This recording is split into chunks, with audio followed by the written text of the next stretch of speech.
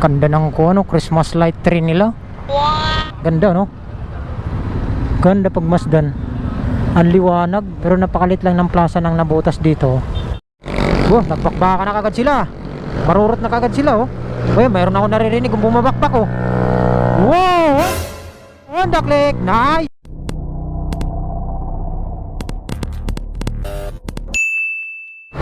Okay, so yun mga amigos, pauwi na tayo, no? Overtime na naman tayo.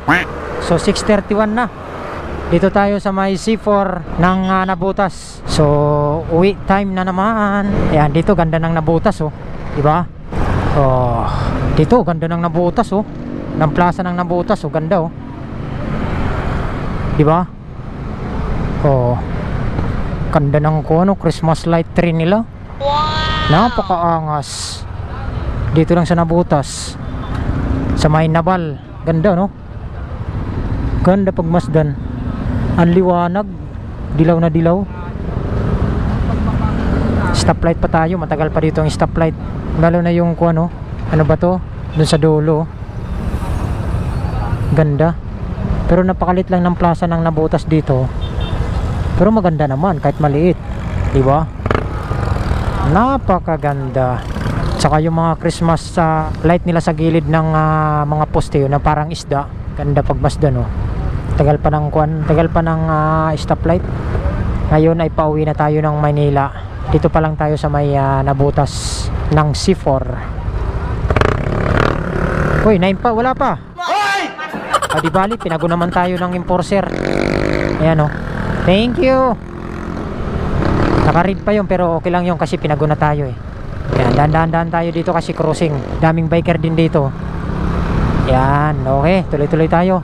Pag nakalampas na tayo dito sa bandang C4 na to, papasok ng Road 10, tuloy-tuloy ng biyahe natin. Ganda dito pagmasdan talaga ng mga kuwan nila, oh. Christmas light dito sa may mga poste na ng ilaw na to. Yan, oh, ganda, oh. Diba? Dito yan, pa C4 tayo ng bridge ng C4. Yan, ganda pagmasdan paggabi. Ngayon lang tayo napadaan dito. Sinungaling ka!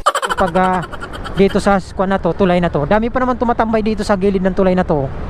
Ngayon lang ako kuwan dito, nakadaan na ganitong oras.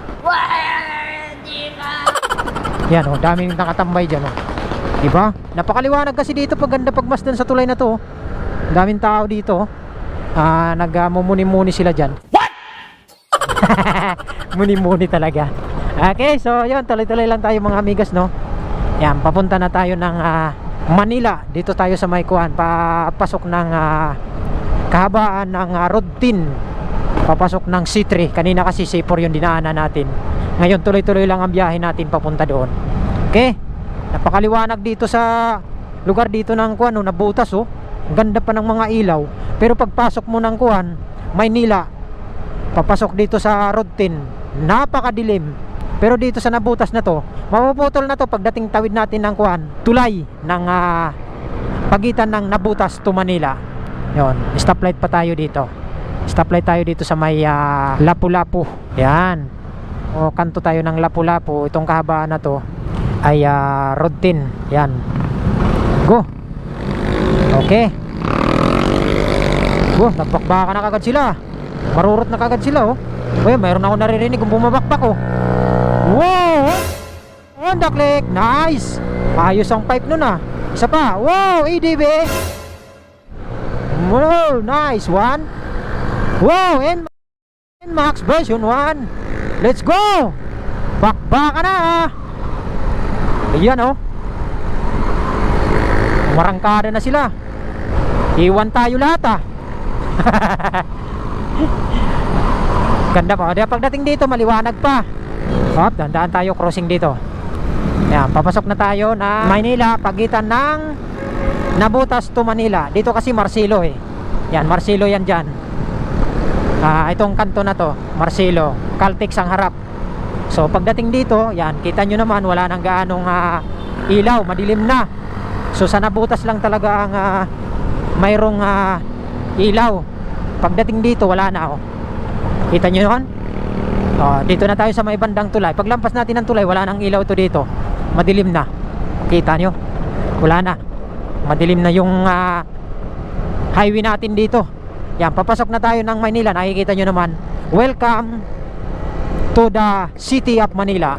Yan, nakikita nyo, may Dibis pa sa gilid, oh.